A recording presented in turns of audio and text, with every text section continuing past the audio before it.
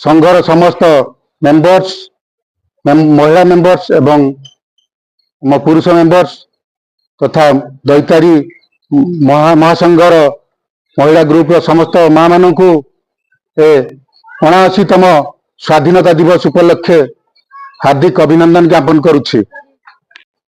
200 वर्ष इंग्रेज माने हम भारत को शासन करथिले, किंतु गोटे अस्त्र जहाँकि एकतार बल जगू अहिंसा परम धर्म नीति रे नहीं तांकु महात्मा गांधी तड़ीथिले भारत देशरू एवं 1947 मसीह आम देश स्वाधीन होता।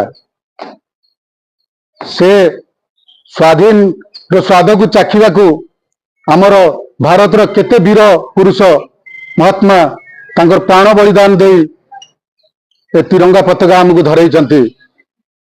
तांकर से मानकु माने रखिबाकू आमर आगामी पीढ़ी को एवं आमर एबेकार पीढ़ी को सूचाई देवाकू ए दिनटी भारत सरकार करछंती।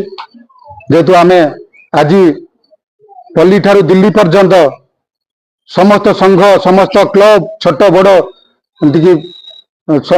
सारा भारत रे दिवस महा आडंबर सह पालित होउछि।